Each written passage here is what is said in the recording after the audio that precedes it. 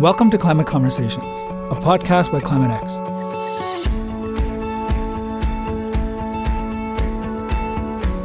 It's been a few months since we've talked. I missed you guys. Yeah, me too, Rajesh. Hi, Dave.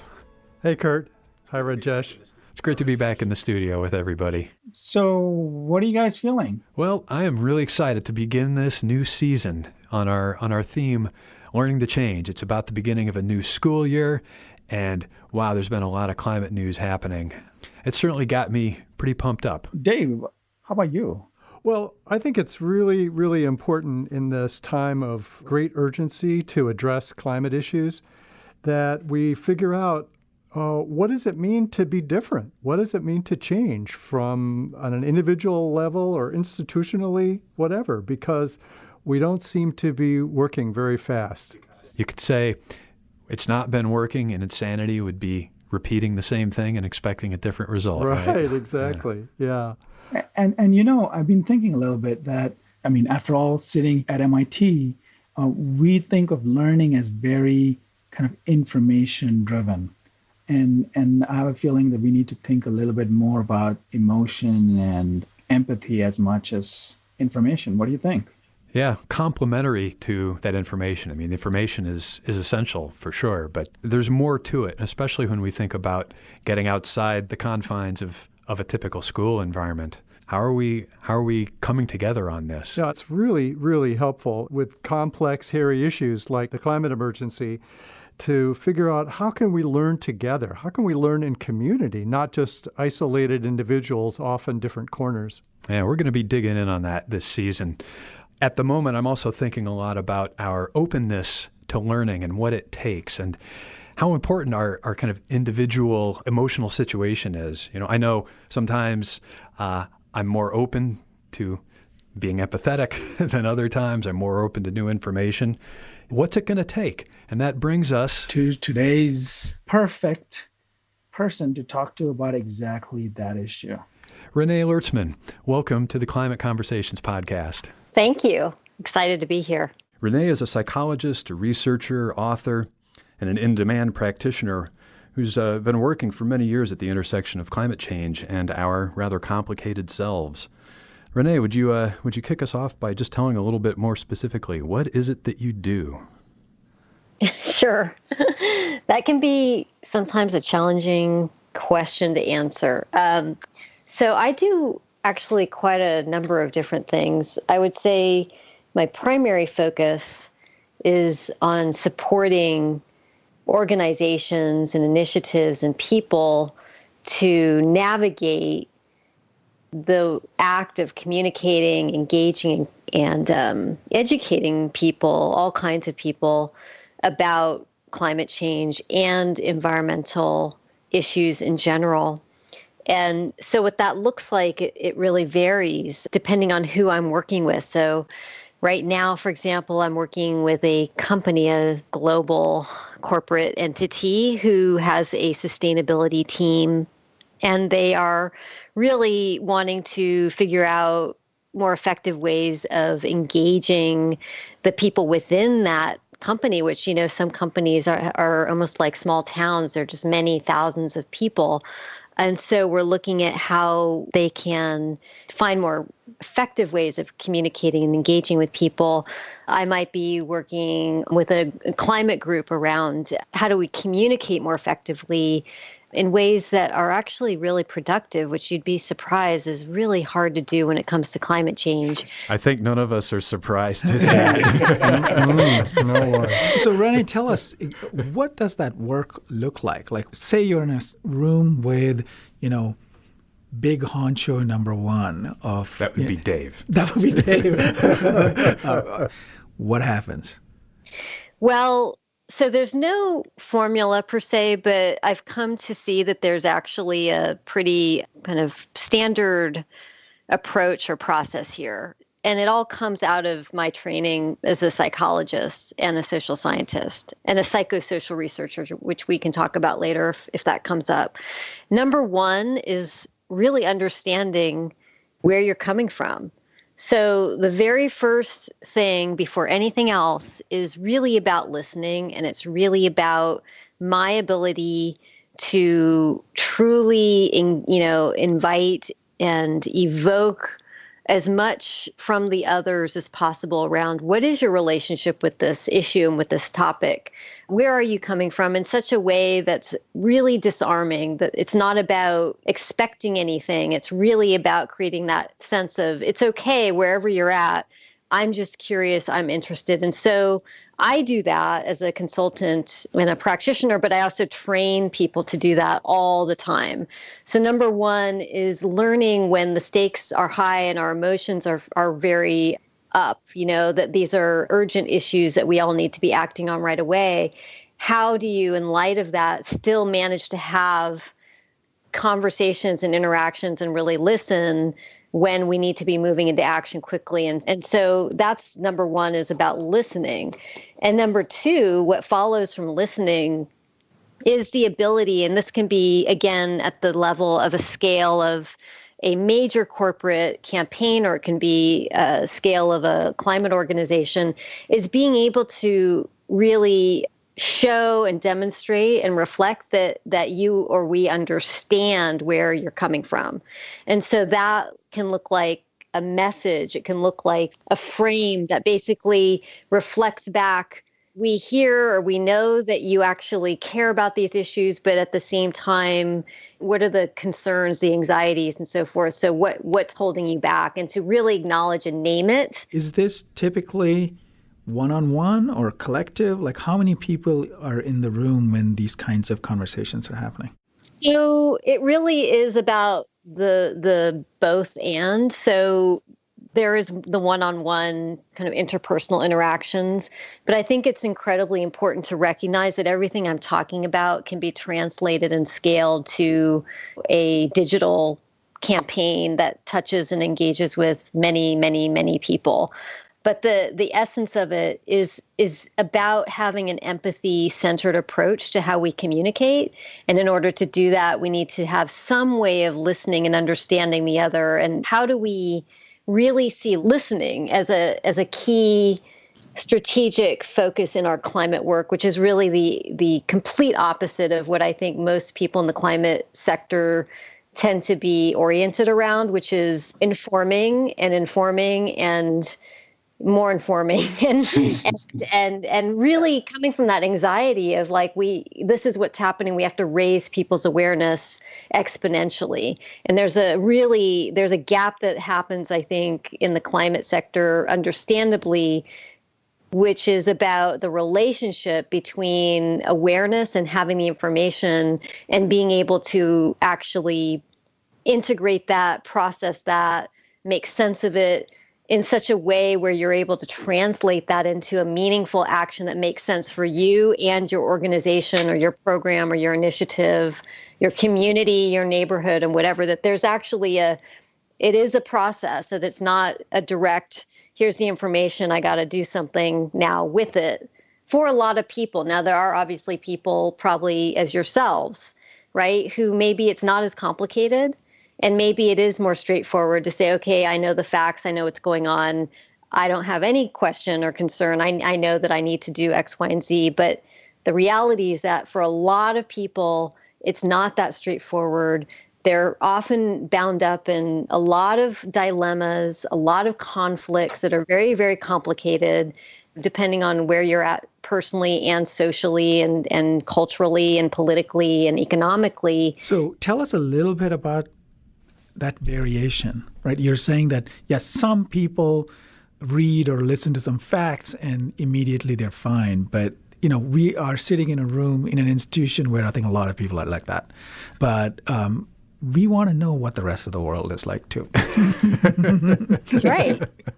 Yeah. Well, it's amazing how differently we can experience the world. I'm continually shocked by just realizing we're humans, but your experience of the world is very different from mine. So from an engineering kind of problem-solving mode, that is the primary mode, right? Which is you give me a problem and I'm going to go into solution pretty quickly, right? Yeah. So that's a tendency, that's a personality that's the only way. Well, I'm afraid it's not the only way. And I think that this is something that we've been very reluctant to really acknowledge, which is that by and large humans are highly irrational. I think we can see that being played out since November 2016. What happened then? No, just kidding. So I'm really, you used the phrase empathy-centered approach before, and I'd love to hear a little bit more about what that entails, because I was looking at some of the material that you've published, as well as the interview on Warm Regards, and I was really struck by your talking about a middle way that goes beyond either or thinking. So say a little bit more about what that means to have an empathy-centered approach in your practice. Well, an empathy-centered approach is about really valuing and understanding what the experience of others may be. And as we know now, with the rise of research into empathy, which has obviously, grown exponentially in the past decade, is that these are skills, that it's not something that you can just decide one day, I'm going to be empathetic, I'm going to suddenly apply an empathy-centered approach, or, that it's really about developing the skills to take perspective, to really feel into what kinds of experiences others may be having. Yeah, that sounds like something we're learning. It's something we're all having to learn, and it's really hard to learn. It's really, really hard for all of us. And I think it's really important to just establish that there's nothing wrong with you if you find it hard. It's hard for every person, to really embody and really enact an ongoing practice. So what does that look like to be practicing? So what it looks like, so I have some practices and activities that I use in my work with clients and with students and researchers and so forth. And it's going to seem kind of simple, but it's quite powerful. And it's called the 3 A's, where I have people imagine who are they seeking to engage with. And I use the word engage really deliberately. It's not who do you want to motivate, because I think we have to stop even using that frame of motivation, because it is not an empathy-centered approach. It's sort of presuming that people are like kind of lame and not motivated. And I think that framing this more, and again, this is about having empathy, is really asking the question, what might be getting in the way? What might be going on for people? So what are the 3 A's? The 3 A's are, number one is anxiety. So I think it's incredibly important for us to just remember that climate change is anxiety producing. We all have strategies for managing anxiety. All of us do. And some have, our strategy is to be in like a do active mode, which I'm sure you all can relate to, because your anxiety maybe goes down once you feel like you're actually doing something and you're part of something that's proactive. But, the data, the information about climate, it just, even if people aren't fully conscious of it, it can raise that limbic response of anxiety, which is what's, associated with our fight, flight, freeze, submit response. And it's that part of our neurological makeup that alerts us to danger and threats. So to put it very simply, we also have other capacities, right? There's the prefrontal cortex. And the prefrontal cortex is known to be where we have capacity for foresight, for strategy, for, looking ahead. So higher level thinking. Higher level, higher function thinking. Mm-hmm.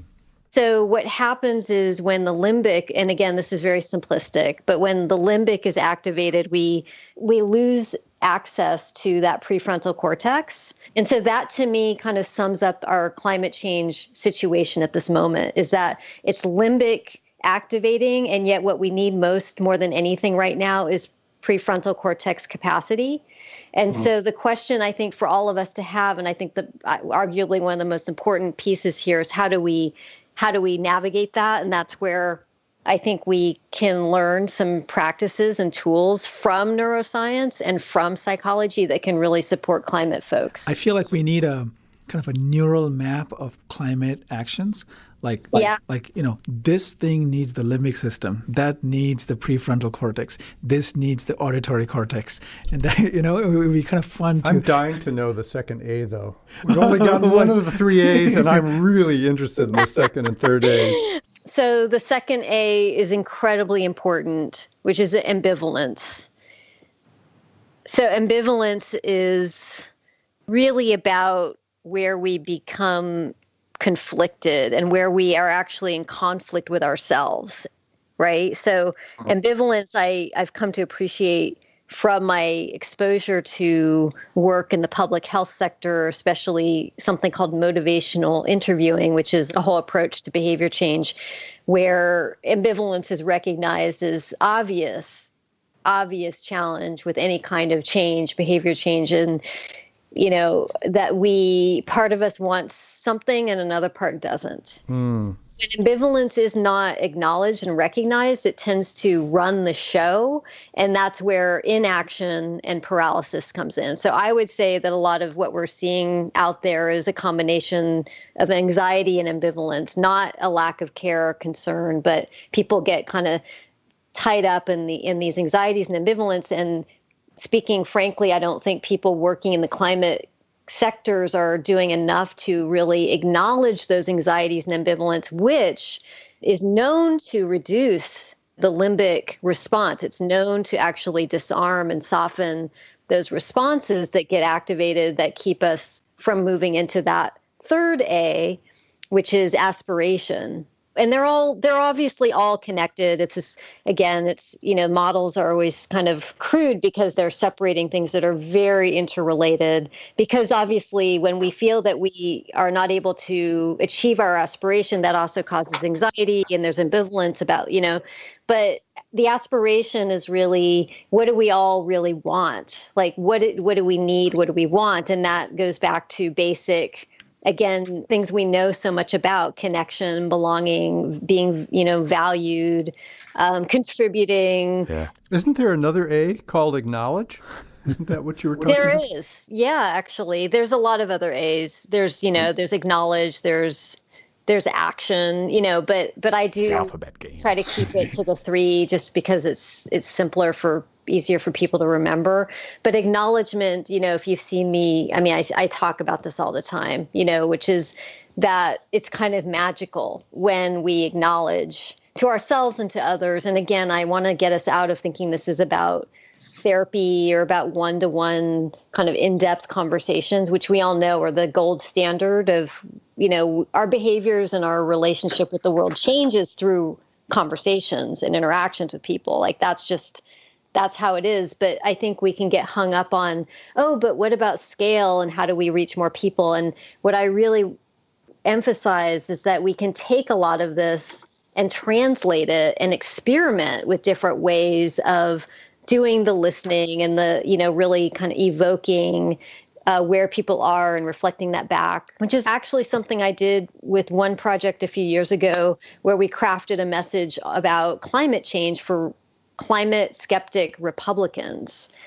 And we did in-depth interviews that were using this kind of methodology. And again, it's the opposite approach to how a lot of researchers go out and gather information, which is, usually you ask some pretty direct questions like, what do you think about climate change? Or do you care about it? Or would you pay for a carbon tax? And those are all very activating questions. And once the activation happens, I think it's kind of game over. But instead, if you ask open-ended prompts that are quite gentle, like, do you find yourself thinking about this? And if so, what are those thoughts? And, what comes to mind? And who do you talk to about this, if anyone? And what are your fantasies about what you'd like to see happen? That really tells a different picture.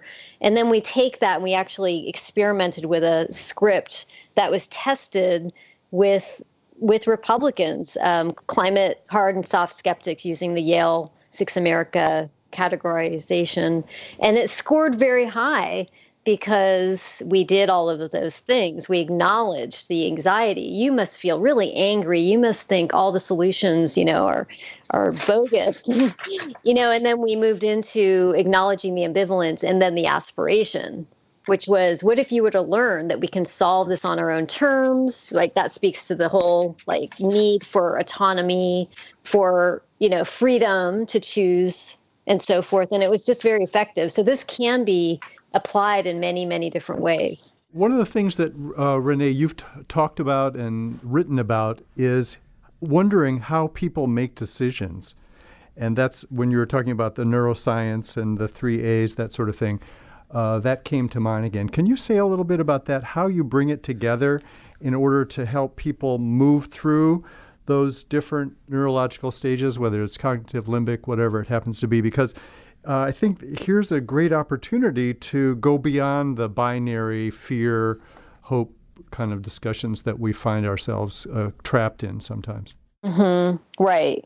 Well, first off, I do, as you know, I advocate that we, again, recognize these are complex, nuanced issues, and no one's walking around only in fear or only in despair or only in hope, that these are all, dynamic parts of human experience that shift all the time, depending on, where we are and what we're doing and who we are. So one of the things I've learned from public health, again, from motivational interviewing that's very powerful, is really understanding the science of change.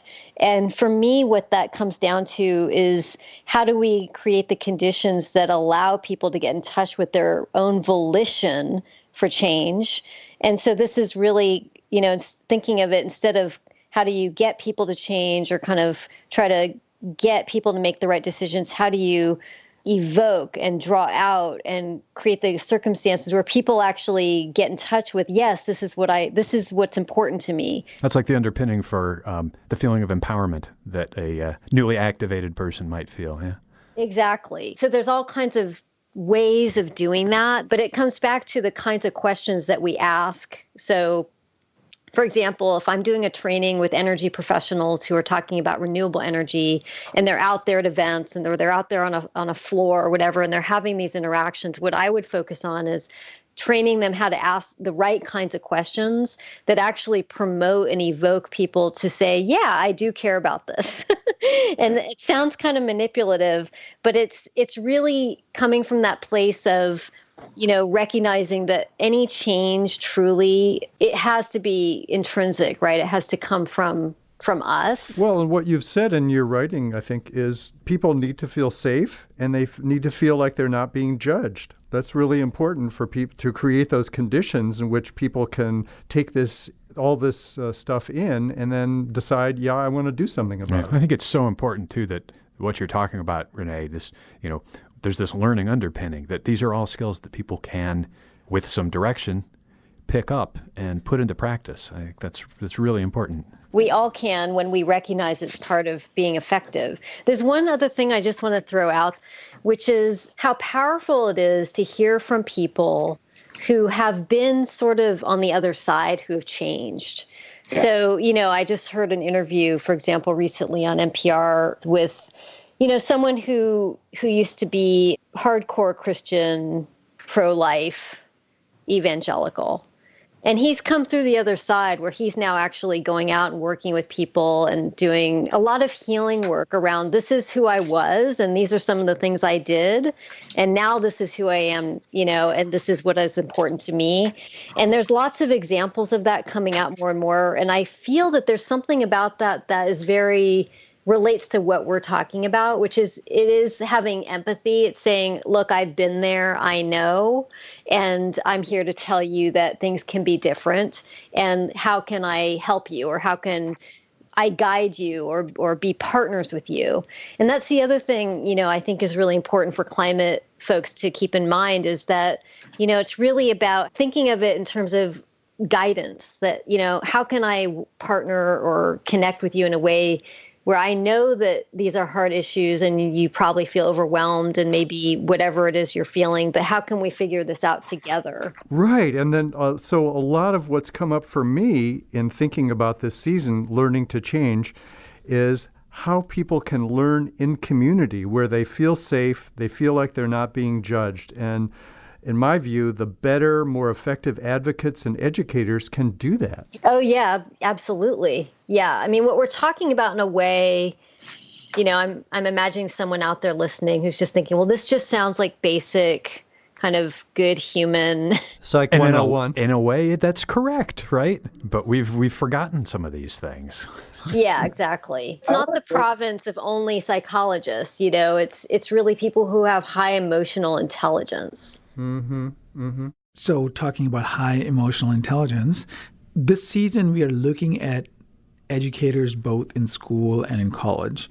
And on the whole, I would say that formal learning systems, and that is school education and graduate and postgraduate education, doesn't emphasize emotional intelligence that much. Yeah, and that's to the detriment of our ability to take on issues like this. And Complex, but at hairy the same things time, like I don't climate. think it's a bad idea to be able to look at facts objectively and reason through them. So Necessary but not sufficient. Eh? right. So what's your magic wand here, Renee? Well, my magic wand is for us to recognize that emotional intelligence is really a core competency in our climate and environmental work, and just period, but specific to this. And so my magic wand would be a way to work with educators and support educators so that they have resources and skills and support to offer that to the people that they're working with and whose lives they're touching. I feel personally that maybe it's because I'm in California or the Bay Area, but it feels to me like on the whole, there's been an arc where there's more and more recognition of the importance of all of this. So, I feel somewhat optimistic that I think we're kind of moving generally in that direction, but I think much more needs to be done, faster. It's going to take a while for that wind to blow out east, I think. But yes. Or south. Yeah, but look at where you are. I mean, you all are you're a hub of innovation and forward thinking. And so I would love to see your work and your programming really bring this in and show and demonstrate that this is not, extra kind of nice to have. This is actually part of what it means to be an effective climate scholar, researcher, practitioner, educator right now. Renee, I think we're all in pretty vehement agreement with what you're saying.